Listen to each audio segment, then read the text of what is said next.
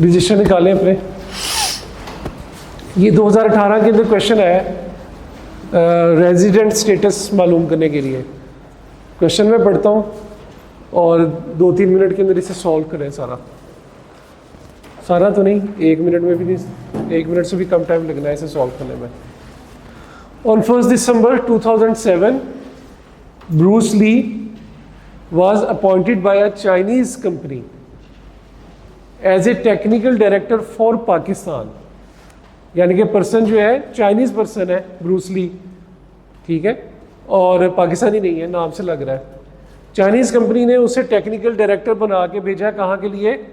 पाकिस्तान के लिए। He has provided you the following details. वो पाकिस्तान आया कब? 15 दिसंबर को। उसने ऑफिस कब ज्वाइन किया? 20 दिसंबर को। उसने दुबई का विज़िट किया 21 से 30 मार्च को। साउथ कोरिया में गया छुट्टियां मनाने 12 से 21 अप्रैल को। और नॉर्दर्न एरियाज में पाकिस्तान के गया पर्सनल ट्रिप 4 से 9 जून, ठीक है।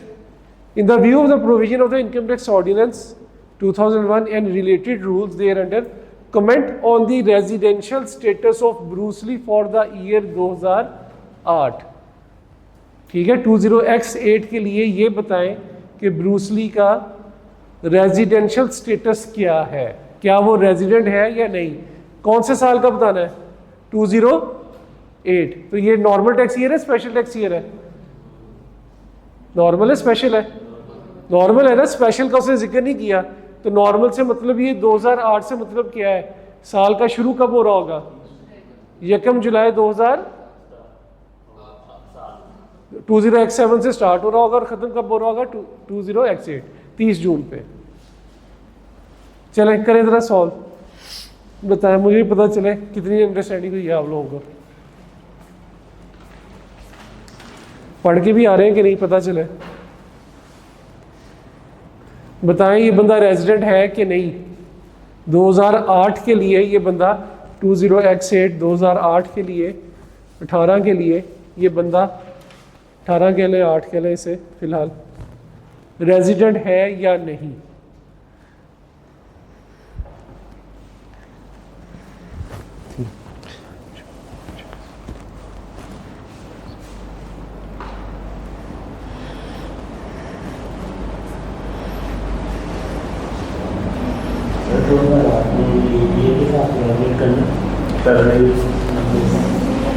तो 2008 में लीप ईयर था, आप उसके बगैर करें। लीप ईयर है तो लीप ईयर के साथ कर लें, चले, कोई ऐसी बात नहीं।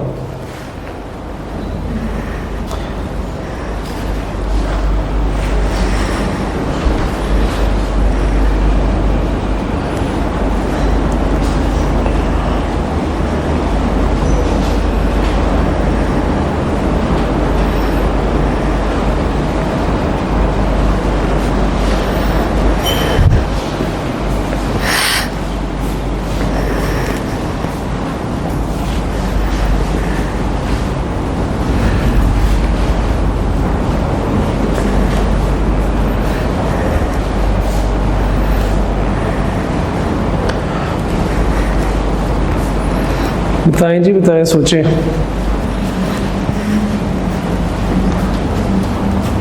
अपना अपना सवाल करना है, अपना अपना सवाल करना है, मशवरा नहीं लेना एक दूसरे से।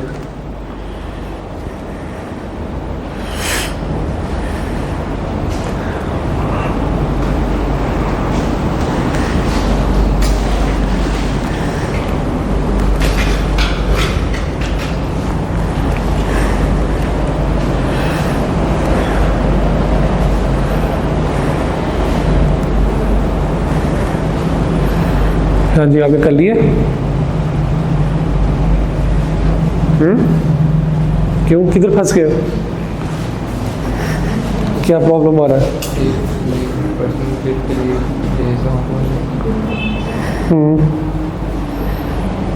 तो लिख तो लिए हैं, अब इसको बनाओ। कितने दिन बने?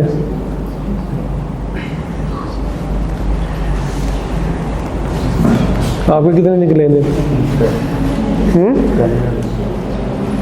चलो प्लान में कितने बनाए करो टोटल? नहीं, अपना कैलकुलेटर किधर है? निकालो यार, उसे इस्तेमाल करो, लिख लें अपने पास कितने दिन बने।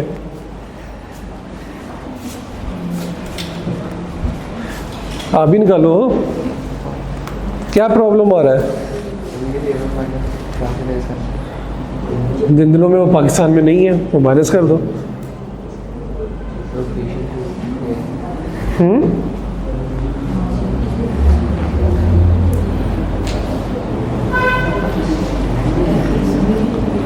अपना अपना करें, कैसे गलतियों का पता चलेगा? कितने दिन निकाले हैं? 147। ठीक, आपके कितने निकले? आपने कितने निकाले? आपके कितने निकले? करें टोटल। आपने कितने निकाले? 102। ठीक है, जो निकाल लिए निकाल लिए। आपके कितने निकले? 147। हाँ जी, आपके 170 निकाले हैं? अच्छा, आपने कितने निकाले? 200। क्या बात है, 215 निकाले। मेरे 183 निकाले हैं। अच्छा, क्वेश्चन चला गया, वो शेर आ गया आगे से है, ये आप लोगों के लिए रखा हुआ है। जो सवाल दी ना सही करेगा उसको इसके आगे डाल देना। हाँ जी, पूछी जा रही है बार बार, उससे अपना सवाल सॉल्व करें। उसने कर लिया है, 182 है, 147 है, 147। आपके कितने निकले? 182 निकाले। हाँ जी, 182। आपके इकट्ठे बैठे हो इसलिए, अलहदा अलहदा बैठा हूँ फिर है? हर किसी ने सॉल्व किया सवाल है? अच्छा जी, अब इसका सोल्यूशन दिखाऊं अब मैं?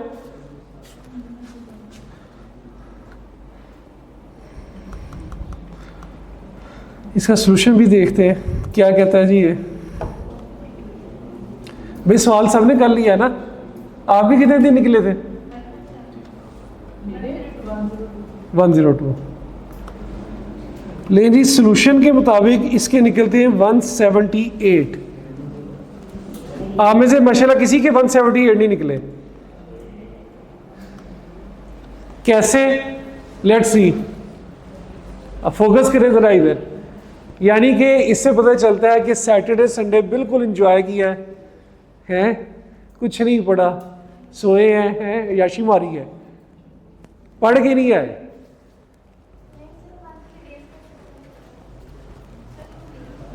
ठहरे जरा,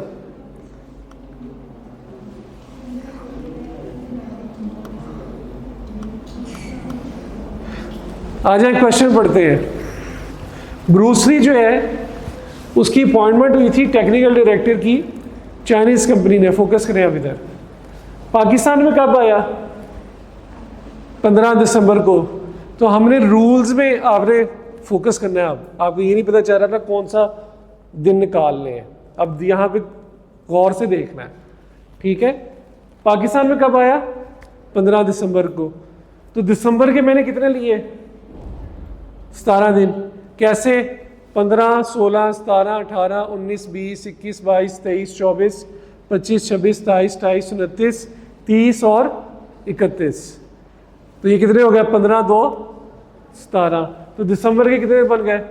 17। आप लोगों ने दिसंबर के कितने लिए? 17 ही लिए। तो जिस दिन हमने रूल में पढ़ा था जिस दिन पाकिस्तान आएगा डेट ऑफ अराइवल इन हम उसमें काउंट करेंगे। ऑफिस ज्वाइन किया 20 को, क्या ये मेरे लिए रेलिवेंट है?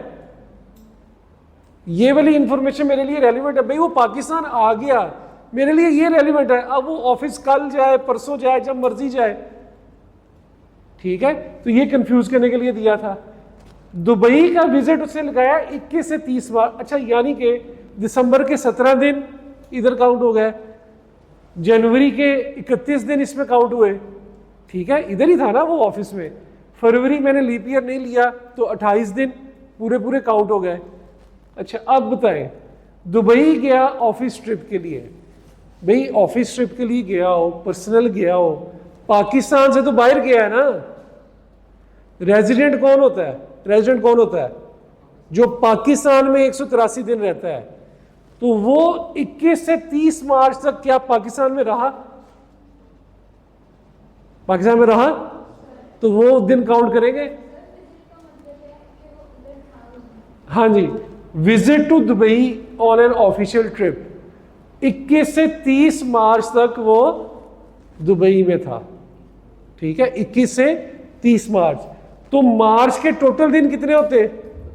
31। तो कितने दिन दुबई में रहा? 21, 22, 23, 24, 25, 26, 27, 28, 29, 30। तो 31 में से 10 माइनस कर दे, 10 बन गया ना। तो कितने दिन पाकिस्तान में रहा? 21। लगी समझ? Visit to South Korea for vacation 12 से 21 अप्रैल। ठीक है, अब ये भी पाकिस्तान में नहीं रहा, 12 से 21 अप्रैल। तो अप्रैल कितने दिनों का है? 30। तो 12 से 21 तक वो पाकिस्तान में नहीं था, कहां था? साउथ कोरिया में था। तो 12, 13, 14, 15, 16, 17, 18, 19, 20, 21। तो कितने दिन हो गए? 10। अप्रैल कितने महीने दिनों का होता है? 30 में से 10 माइनस कर दिए, तो अप्रैल के कितने आ गए? कितने आ गए भाई बोले? 20। Visit to northern areas of Pakistan 4 से 9। इससे कोई मेरी इंफॉर्मेशन में फर्क पड़ना है? भाई वो पाकिस्तान में है, बेशक वो शुमाली जात में है, वो स्कर्दू में है, मुझे उससे क्या है, तो पाकिस्तान में ना। तो ये भी इररेलेवेंट इंफॉर्मेशन है। तो अप्रैल के बाद महीना आता है मई, मई के पूरे दिन लिए। जून में वो घूमता फिरता रहा बेशक, सही है ना। तो पाकिस्तान में वो सिब्बी जाए, बलूचिस्तान जाए, K2 जाए, जहां मर्जी जाए, पाकिस्तान में है। तो जून के भी मैंने पूरे दिन लिए। तो करेक्ट आंसर क्या था? 178 डेज। ठीक है, किसी का आया 178? किसी का भी नहीं आया माशाल्लाह से। सही है। तो जनाब तैयारी करें, मेहनत। ये एक छोटा सा कॉन्सेप्ट है अभी आई कैप का, और ये बड़े आराम से उससे पूछा हुआ है। मैंने हाल देख लिया आप लोग। और कितने नंबर का सवाल है? 3 नंबर का। ठीक है, तो ये तरीका है जनाब। ये बात साबित कर रही है कि पढ़ना शुरू कर दें पहले दिन से। तो 178 डेज बनते हैं। और क्या ये रेजिडेंट होता है 178 पे? है 183 पे से रेजिडेंट होना है। अच्छा, अब थोड़ी सी आप लोगों की कंफ्यूजन। इस सवाल को कराने का एक और मकसद था। देखिए, इस सवाल में उसने थोड़ी सी वर्डिंग चेंज की। विजिट टू दुबई 21 से 30। ठीक है, नॉर्मली इससे पहले हमने जो सवाल किए थे ऊपर, ये जिस तरह कल वाले हमने सवाल किए थे लास्ट लेक्चर में,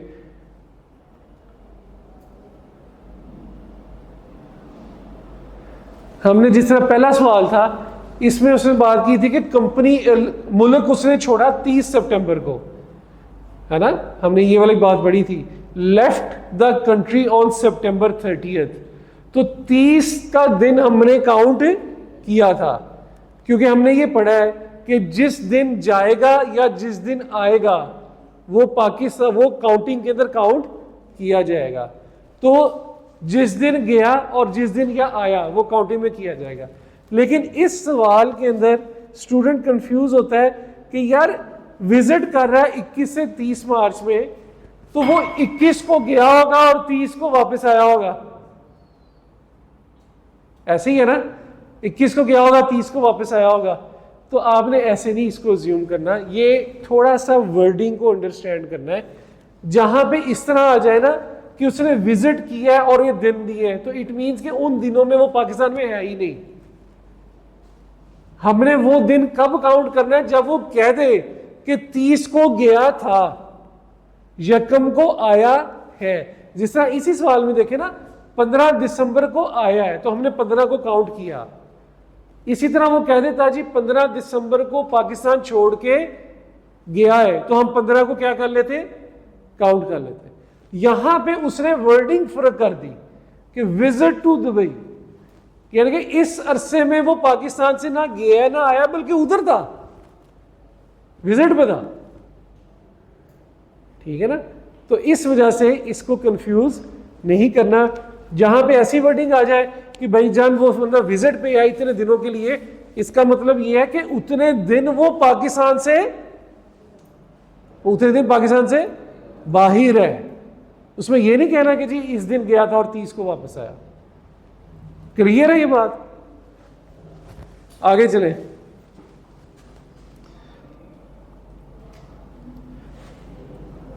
चले शाबाश, ये वाला सवाल सॉल्व करें। ये 2024 मार्च के अंदर पास्ट पेपर में आया। 2024 अभी रिसेंटली पास्ट पेपर में ये क्वेश्चन आया। Under the provision of the income tax ordinance 2001 determine the residential status for the tax year 2024। 2024 का रेजिडेंशियल स्टेटस बताना है। Tax year normal tax year है, उसे कुछ नहीं लिखा हुआ, तो इसका मतलब ये है 1 जुलाई 23 से लेके 30 जून 2024। Arshad an Emirati gold merchant arrived in Pakistan for the first time on 15 मार्च 2023। 15 मार्च 2023 को पहली दफा पाकिस्तान आया है and departed the country on 30 सितंबर 2023। ये तो बहुत ही सिंपल है। 15 मार्च को वो आया है और 30 सितंबर को वो गया है। बताएं जी, 15 मार्च 2023 को आया है और 30 सितंबर 2023 को वो गया है। क्या वो रेजिडेंट बना? हाँ जी, कैसे दिन कैलकुलेट करेंगे? जुलाई से, यस वेरी गुड, जुलाई से सितंबर। जुलाई से सितंबर लेंगे, मार्च से सितंबर लेंगे? जुलाई से। क्यों?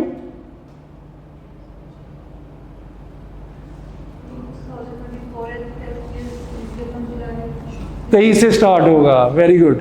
तो हम जुलाई से सितंबर लेंगे, जुलाई अगस्त सितंबर। तो ये पूरे भी ले लें तो कितना अरसा बनता है? जुलाई के 31 का होता है, जुलाई अगस्त भी 31 का और 30, ये 92 बनते हैं। तो ये जो है वो रेजिडेंट नहीं है।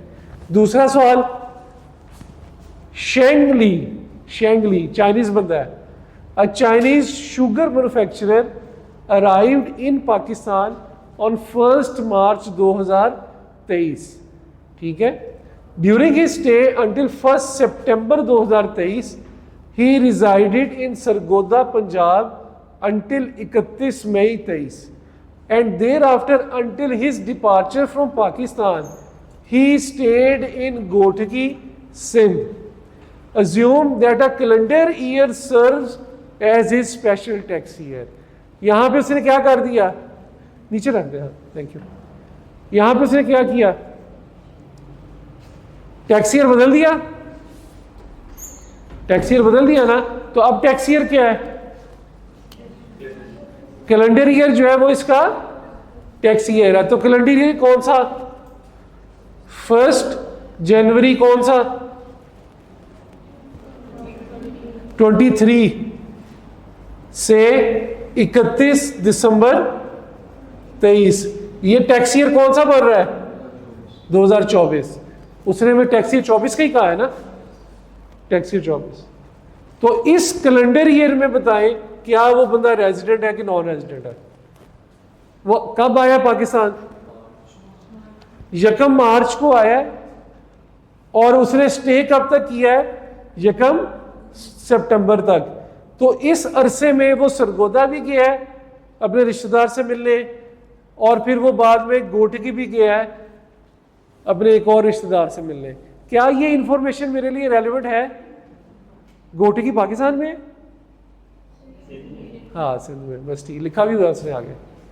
मैं कहा आप लोगों को पता होगा गोटकी पाकिस्तान में। कैसे मनाए हैं हमने?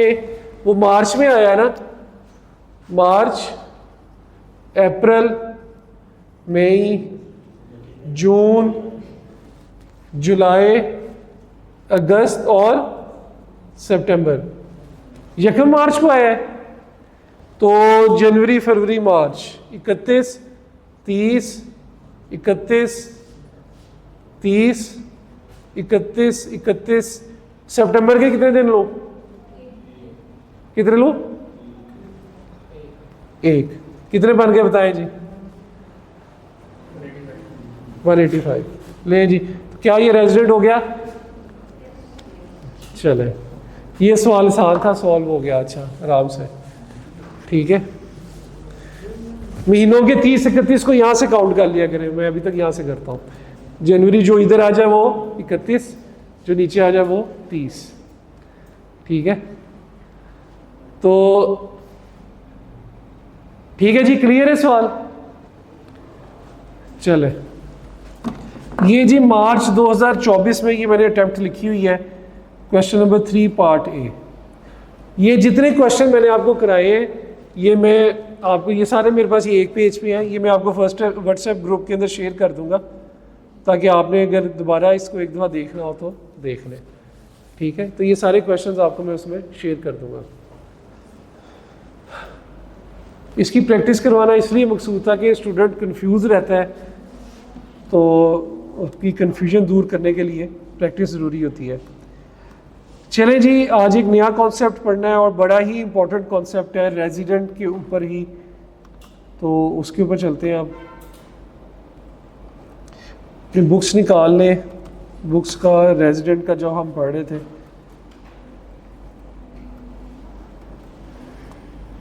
इसमें पार्ट सी मैंने छुड़वाया था आपको, कि हमने पार्ट सी जो है वो भी नहीं पढ़ा था। आज वो हमने ये पार्ट सी पढ़ना है।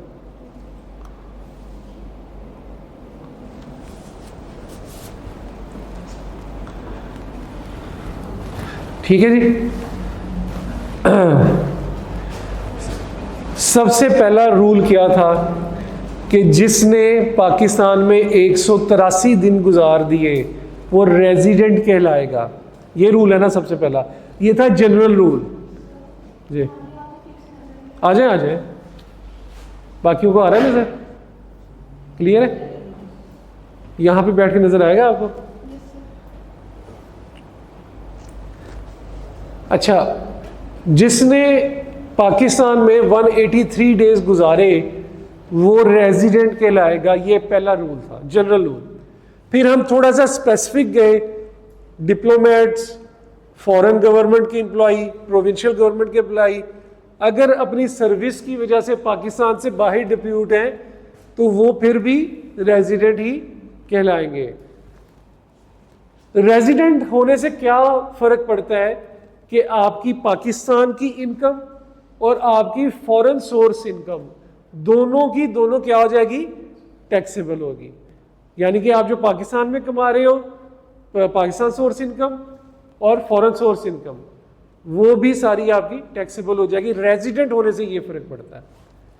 और वो इनकम, सोर्सेज ऑफ इनकम हमारे क्या मैंने आपको बताए थे, वो जो 4-5 हेड्स ऑफ इनकम है उसके अंदर आप जो कमा रहे, ये रूल ना थोड़ा सा फर्क है। अब क्या होता था, इसकी मैं आपको एक रीजन बता देता हूं। एक बंदे लोग क्या करते थे, देखें जनरल पब्लिक के लिए तो यही रूल था ना कि 183 दिन पाकिस्तान में गुजारो, ठीक है।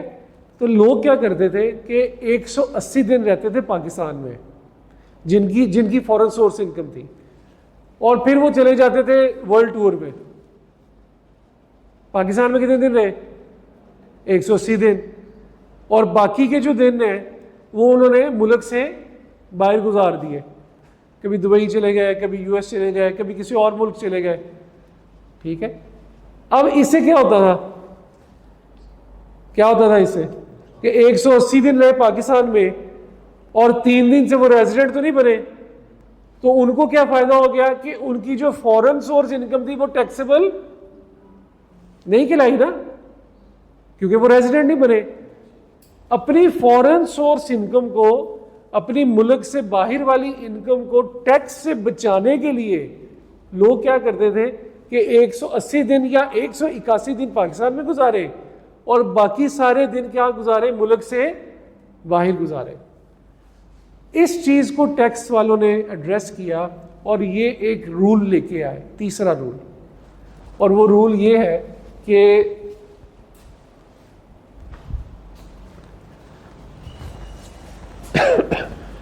Citizen of Pakistan.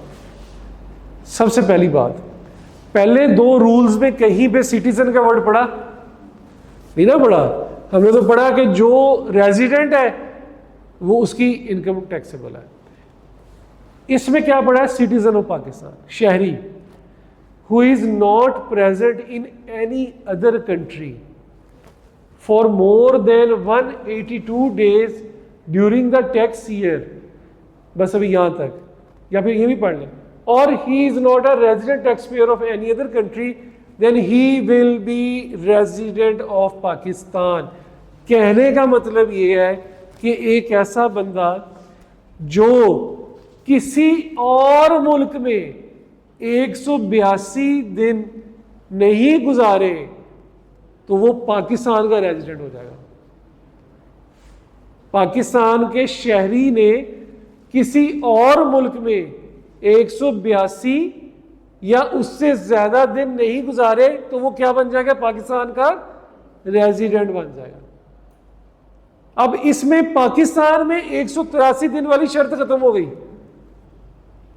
अब इससे क्या देख रहे हैं कि उसने किसी और मुल्क में 182 या उससे ज्यादा दिन तो नहीं गुजारे। इसको मैं आपको एग्जांपल से बताता हूं, थोड़ा समझते हैं इसको। ये बड़ा इंपॉर्टेंट पॉइंट है।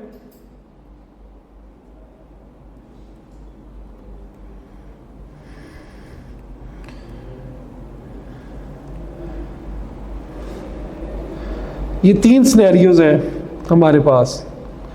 सबसे पहले को समझते हैं।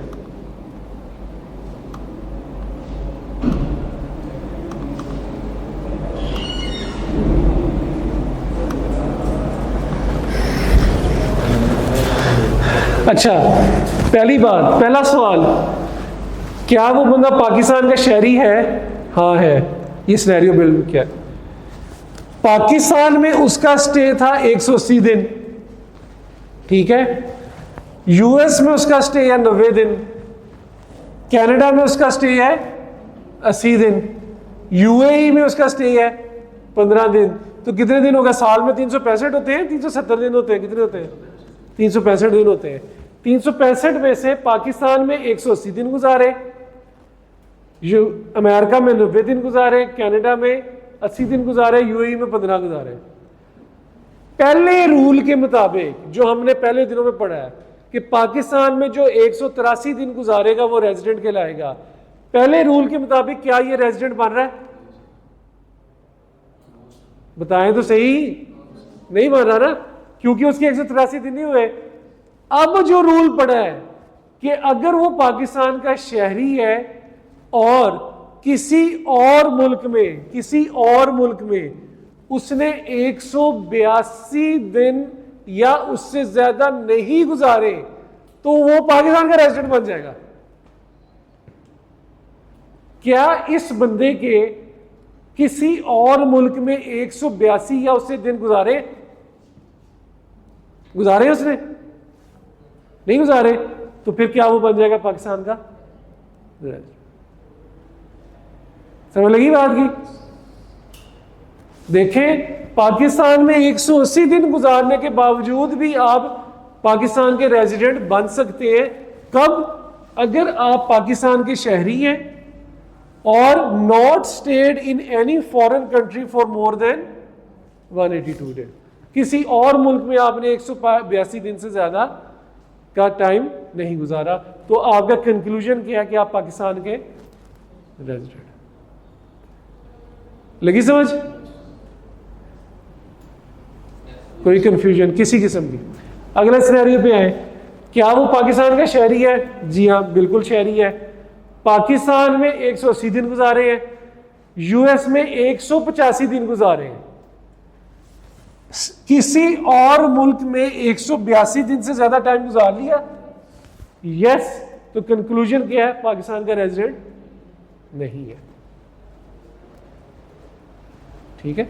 अगर किसी और मुल्क में 182 या उससे ज़्यादा दिन अगर वो गुजार ले, 182 दिन से ज़्यादा गुजार ले। ये देख लेते हैं 182 पूरे भी लिखे कि, let me check, more than 182 days, more than का वर्ड है, तो 182 दिन से ज़्यादा, 182 की बात नहीं हो रही, मोर देन 182 की बात। अब इसका एक जड़का तरीका भी है, पाकिस्तानी है तो जुगाड़ ना लगाएं, ठीक है। तो दो सवाल है ना आपके, दो सवाल है, क्या वो पाकिस्तान का शहरी है, क्या किसी और मुल्क के अंदर 182 दिन से ज्यादा गुजारे हैं, ये दो सवाल है ना।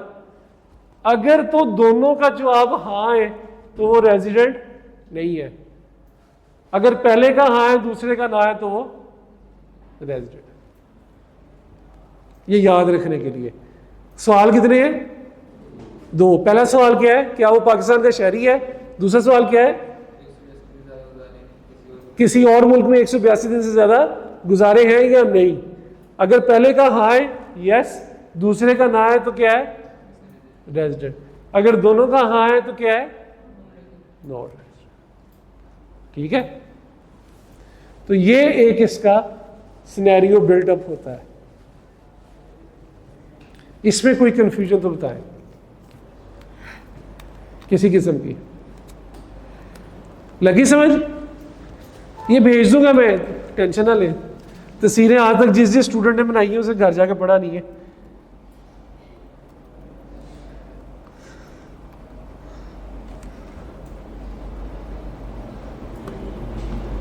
एक इसमें ये तीसरा सिनेरियो भी है। ऑल्दो ये वाला जो सिनेरियो है ना, ये काफ़ी चांस है कि आईकैप कम पूछेगा, लेकिन बताना तो है, पढ़ाना तो है। क्या वो पाकिस्तान का शहरी है, बिल्कुल है। क्या किसी और मुल्क के अंदर उसने पाकिस्तान के अलावा किसी और मुल्क में 182 दिन से ज़्यादा टाइम गुजारा है, नहीं गुजारा ना। तो कंक्लूजन क्या होना चाहिए कि ये रेजिडेंट, ये नो है, पहला यस है दूसरा नो है, तो क्या ये रेजिडेंट बना, रेजिडेंट बना। लेकिन एक एडिशनल इंफॉर्मेशन दे दी उसने, एक एडिशनल इंफॉर्मेशन दे दी, he becomes resident of US at 90 days. उसने जब 90 दिन गुजारे ना यूएस के अंदर, तो फर्ज करते हैं, क्वेश्चन दे दिया कि यूएस वालों ने उसको रेजिडेंसी शिप दे दी, यूएस ने उसको रेजिडेंसी शिप दे दी। तो जब वो किसी और मुल्क का रेजिडेंट बन गया ना, तो वो पाकिस्तान का रेजिडेंट नहीं बन सकता। जब किसी और मुल्क का रेजिडेंट बन गया तो पाकिस्तान का रेजिडेंट नहीं बन सकता। तो यहां पे इंफॉर्मेशन दे दी एडिशनल। तो अब देखिए इसका जवाब क्या बनेगा, कंक्लूजन क्या होगा। ये कंक्लूजन है, he would have been Pakistan resident, वो पाकिस्तान का रेजिडेंट बनता है based on scenario 1, but due to additional information he will not be Pakistan resident. Additional information दे दी कि वो पाकिस्तान का, वो यूएस का भी रेजिडेंट है। तो इस इंफॉर्मेशन की वजह से वो पाकिस्तान का रेजिडेंट नहीं कहलाएगा। ये शायद कभी टेस्ट ना हो, जो पहले हमने दो सिनेरियो किए हैं वो ज़्यादा टेस्टेबल है। अब मैं आपको बुक से बताता हूँ ये बातें कहाँ पे लिखी हैं। ये देखें, it is the first point, a citizen of Pakistan who is not present in any country for more than 180 days during the tax year. यहाँ तक, ये यहाँ तक, ये पहला पॉइंट था कि जो 182 दिन से ज़्यादा किसी और मुल्क में नहीं ठहरा तो वो पाकिस्तान का रेजिडेंट कहलाएगा। हाँ, he is not a resident tax payer of any tax. हाँ, वो किसी और का भी रेजिडेंट टैक्स पेयर नहीं है। अगर वो किसी और का रेजिडेंट बन गया तो पाकिस्तान का रेजिडेंट नहीं बनेगा। लगी समझ? गुड। सर, अगर वो किसी और कंट्री का रेजिडेंट हो और उसने 1 डेज साल के गुजारे हैं, हाँ जी, पाकिस्तान को जब वो रेजिडेंट, ये एक इंडिपेंडेंट चीज़ है। जब वो उसको रेजिडेंसी किसी और की मिल गई ना, तो फिर वो पाकिस्तान का रेजिडेंट नहीं कहलाएगा।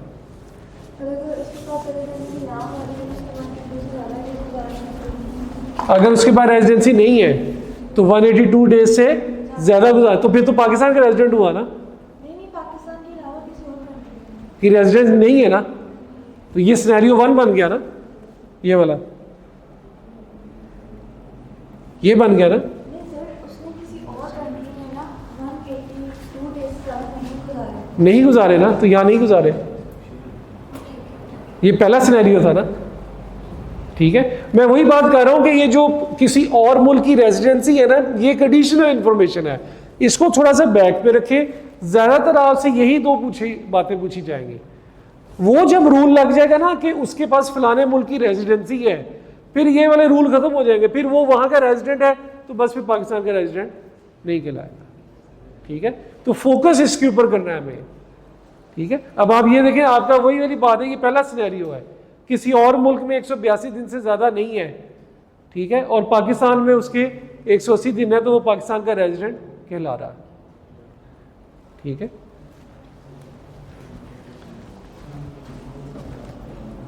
इसका भी क्वेश्चन एक है, मैं आपको दिखा देता हूं।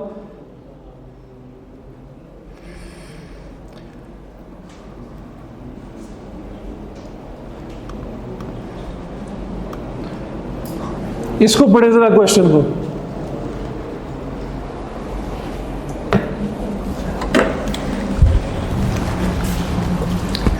Mister Kamran is a citizen of Pakistan, Pakistan का शहरी है। ही stayed in China for 100 days and stayed in Germany for 100 days। He stay in Pakistan is for 165 days। तो पाकिस्तान में कितने दिन है? 165। चाइना में कितने दिन है? कितने? 100। और तीसरा मुल्क कौन सा है? कौन सा है? जर्मनी में कितने हैं? 100। तो टोटल कितने हो गए? 365। अब अपने आप से सवाल करें, पहली बात, क्या वो पाकिस्तान का शहरी है? उसे लिखा हुआ सिटीजन, यस। क्या उसका किसी और मुल्क में 182 दिन से ज्यादा का स्टे है? नो। इसके अलावा तो कोई इंफॉर्मेशन नहीं ना दी हुई, तो क्या वो पाकिस्तान का रेजिडेंट बना? यस। पहले सवाल का यस, दूसरे का नो, तो पाकिस्तान का रेजिडेंट बन गया। ठीक है, आगे चले। Mister Taimur is a citizen of Pakistan, वही बात आ गई शहरी की। He stayed in China for 183 days। He stayed in Pakistan for 182 days। Pakistan में स्टे 182 दिन, चाइना में स्टे 183 days, और कहीं और नहीं। क्या वो पाकिस्तान का शहरी है? यस। क्या किसी और फॉरेन कंट्री में उसका स्टे 182 दिन से ज्यादा का है? यस। तो जब दोनों यस हो जाएंगे तो वो पाकिस्तान का रेजिडेंट नहीं बनेगा। ठीक है, भी लगे समझ के भी जोर लगाई जा रहा हूं, लगे समझ? क्लियर है? क्लियर है? सब क्लियर है? हाँ,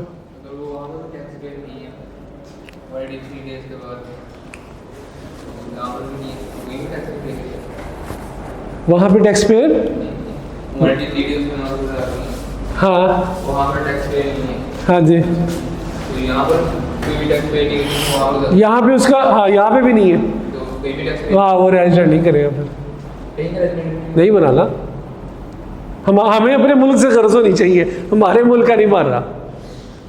ठीक है, यही तो बात, ये वो दूसरा पॉइंट है जो आप बात कर रहे हैं कि अगर इसने लिख दिया होता कि भाई वो चाइना का रेजिडेंट है, तो फिर हम कहते तब भी पाकिस्तान का वो रेजिडेंट नहीं है। लेकिन स्टिल इस सिनेरियो के अंदर वो पाकिस्तान का रेजिडेंट नहीं है। अब वो चाइना जाने, वो जाने, हमें तो नहीं पता कि वो वहाँ का रेजिडेंट है कि नहीं है। सही है, तो इस वजह से हमने जो अवेलेबल इंफॉर्मेशन है ना, उसके ऊपर डिसीजन लेना है, ना कि कुछ एम्बिगुअस चीजें बनाते रहे।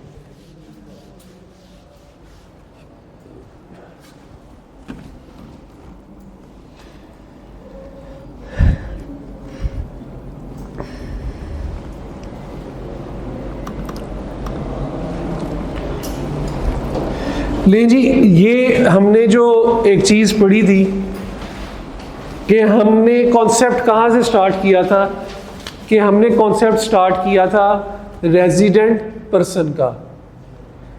रेजिडेंट पर्सन का, पर्सन मैंने आपको बताया कौन कौन है, इंडिविजुअल, कंपनी और एओपी।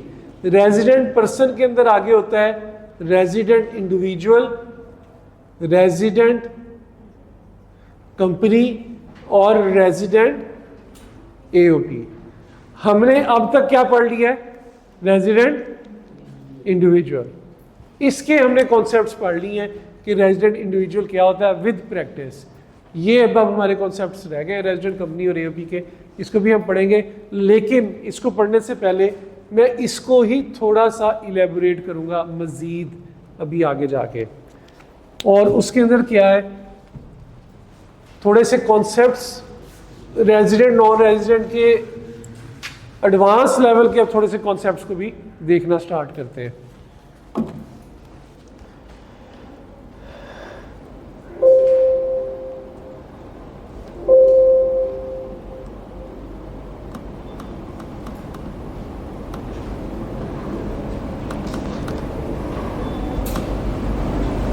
नजर आ रहा है ये?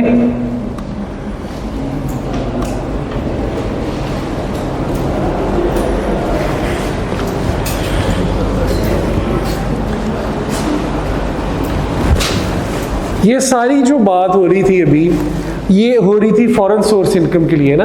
पाकिस्तान सोर्स इनकम तो टैक्सेबल है ही है, हम बात कर रहे थे फॉरेन सोर्स इनकम के लिए।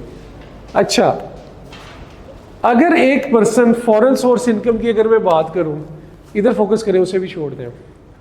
फॉरेन सोर्स इनकम लिखें भी बाद में, अभी नहीं लिखना। फॉरेन सोर्स इनकम जो है ये अभी हमने पढ़ा, ये एग्जेम्प्ट हो जाती है, ये टैक्सेबल होती है कब? जब बंदा क्या होता है? रेजिडेंट होता है। और बंदा रेजिडेंट कब कब होता है? ये सारे रूल हमने पढ़ लिए, 183 दिन वाला पढ़ लिया, डिप्लोमेट वाला पढ़ लिया, किसी और मुल्क में 182 दिन से ज़्यादा गुजरे तब वो वाला पढ़ लिया। ठीक है, तो ये सारे रूल हमने इसके पढ़ लिए। फॉरेन सोर्स इनकम टैक्सेबल होती है जब बंदा क्या होता है? रेजिडेंट। बोले, फॉरेन सोर्स इनकम टैक्सेबल होती है जब बंदा क्या होता है? रेजिडेंट होता है। हाँ, फॉरेन सोर्स इनकम एग्जेम्प्ट भी हो सकती है। फॉरेन सोर्स इनकम एग्जेम्प्ट भी हो सकती है कब? जब बंदा शॉर्ट टर्म रेजिडेंट हो या फिर वो रिटर्निंग एक्सपैट हो। जब बंदा शॉर्ट टर्म रेजिडेंट हो या रिटर्निंग एक्सपैट हो। रिटर्निंग एक्सपैट मुल्क से बाहर रहता था और वापस आ गया, एक्सपेट्रिएट कहते हैं इसे, कि मुल्क के अंदर वापस आ गया। ठीक है, तो फॉरेन सोर्स इनकम टैक्सेबल होती है जब बंदा रेजिडेंट हो। फॉरेन सोर्स इनकम एग्जेम्प्ट भी हो सकती है जब बंदा शॉर्ट टर्म रेजिडेंट हो या returning expat. Foreign source income के अंदर एक इसका कंपोनेंट है foreign source salary. Foreign source salary क्या होती है? जो बाहर आमदनी कमाई हो, सैलरी से कमाई हो। ठीक है, इसकी ट्रीटमेंट टोटली डिफरेंट है, ये हम बाद में पढ़ेंगे। फिलहाल हम इन चीजों को देखेंगे कि ये फॉरेन सोर्स इनकम एग्जेम्प्ट कब होती है? शॉर्ट टर्म रेजिडेंट हो। अब शॉर्ट टर्म रेजिडेंट कौन होता है और रिटर्निंग एक्सपैट कौन होता है, इसको देखना है। ठीक है, लग रही समझ? तो अभी हमने पढ़ा कि फॉरेन सोर्स इनकम टैक्सेबल होती है जब बंदा रेजिडेंट हो। फॉरेन सोर्स इनकम एग्जेम्प्ट होती है जब बंदा शॉर्ट टर्म रेजिडेंट, और फॉरेन सोर्स इनकम एग्जेम्प्ट होती है जब बंदा रिटर्निंग एक्सपैट। और फॉरेन सोर्स इनकम के अंदर एक कंपोनेंट है फॉरेन सोर्स सैलरी, उसकी ट्रीटमेंट इन दोनों के बाद हम पढ़ेंगे, उसकी भी थोड़ी सी जरा डिफरेंट सी ट्रीटमेंट है। चलें, आई थिंक आज के लिए इतना काफ़ी है, 8:58 हो गए।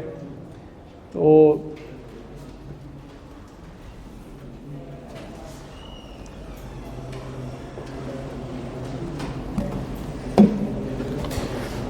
ये मैं आपको भेज दूंगा ग्रुप के अंदर ताकि आप लोग अपने पास जो है वो नोट डाउन करते रहें चीज़ें। ये प्रैक्टिस भी भेज दूंगा।